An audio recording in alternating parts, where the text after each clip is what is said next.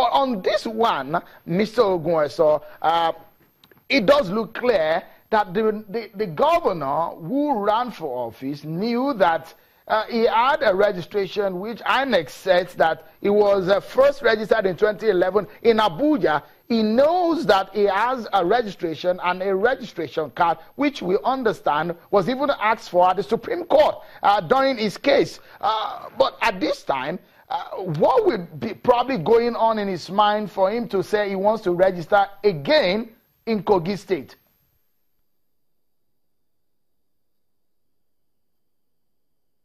But I read something online just as I was about to come into the studio today, that the governor had even denied. He had denied that fact. So I'm not in a position to start assessing or evaluating the truthfulness or veracity of the allegations. But the question, but what really bothers me is the fact that it's as if INEC is swapping offenses under the Act. Because like I said earlier on, what the law prohibits on the part of a voter is for you to register twice in designated places.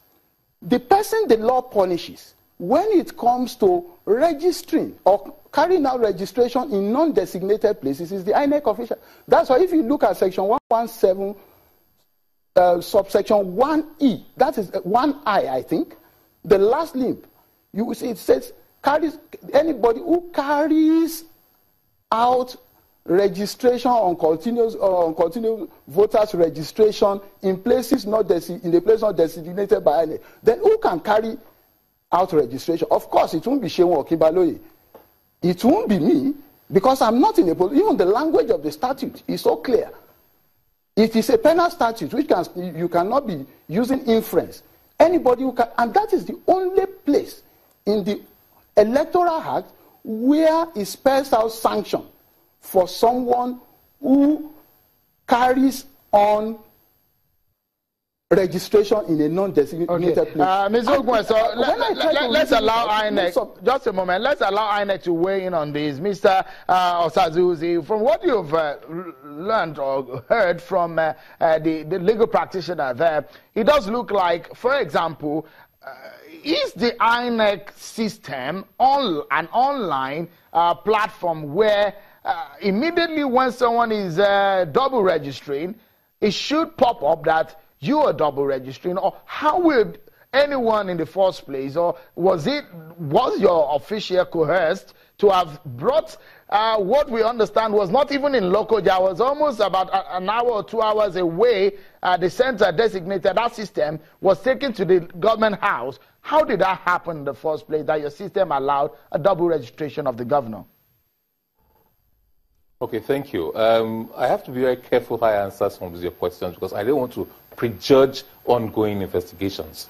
So I'm careful. What I can say at this point is that, look, and quickly, let me digress a tiny little bit. And I know Rotimi Oguneso is a very, very brilliant senior advocate of Nigeria. We're privileged to do cases together, and I commend his scholarly and forensic analysis of all legal problems. But I think he also is very aware of issues of conspiracy, issues of attempt, which may not even be spelled out in the Electoral Act, but which are penal provisions in the penal codes. So I'm sure he's very well aware of those provisions. We have not said now the conclusions will only be drawn when investigations have been concluded. And when you attempt to get registration, when you use our own materials to try to get to the database, that, I think, in my own view, amounts to an attempt to be registered or attempt to register more than twice. So when you try to get on a database and check and we see you twice in the database, then you have a problem. Now, the machines being used for these things are standalone machines for now, in the sense they're not connected to our database as at now. We are still going to run AFIS. Now we're doing field work, capturing the data.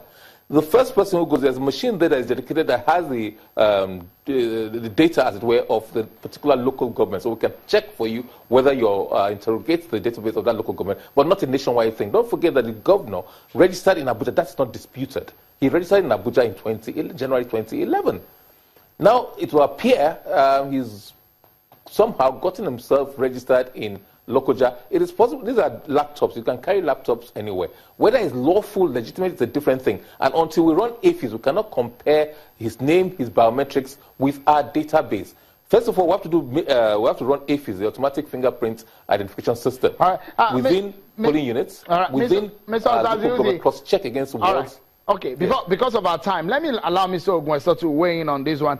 Just a final intervention on this one, Senior Advocate. Tell us, is it possible for a governor to run for office without having his own voter register domiciled or transferred to the place where he registered? Because INEC record did show that he registered first in Abuja, and now he wanted to register in Lokoja. Those are the information that we have.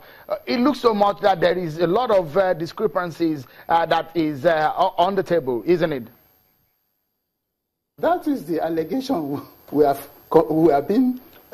facing now, that we are being told that is on the public forum.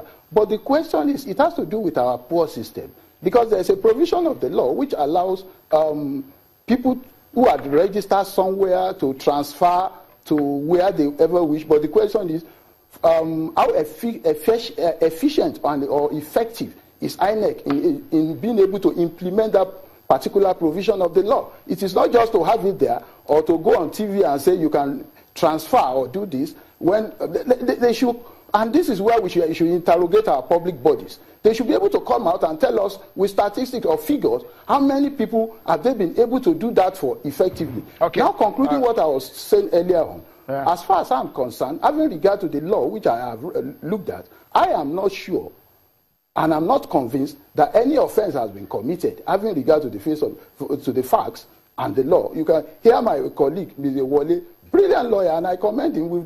And I confirm that we've done cases together before. He couldn't really come out frankly to say, or forcefully to say, this is the offense that has been committed. Okay. Because what appears to be in the public domain now is an offense that is unknown to law. All right. We must leave it at that. Mr. Rotimi Oguneso, the Senior Advocate of Nigeria, many thanks for your thoughts there. And Mr. Oluwole Osaziuzi, the Director of Voter Education and Publicity at INEC. Always a pleasure having you on the program. And just before we go, everyone, if you have been following political events in Nigeria, you probably by now be used to seeing images of political leaders on the streets eating and having a good laugh with people of the grassroots, a move mostly adjudged political. Acting President Yemi Osinbajo has in recent times been on the street also feeling the pulse of the people. Last week, he was in Garki Market in Abuja, the nation capital. This week in Calabar, he brought the government closer to the people, some say.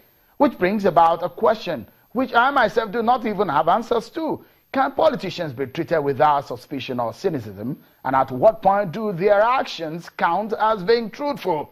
And that's our show for today. Many thanks for being part of it. I'm sure Kimale. Bye for now.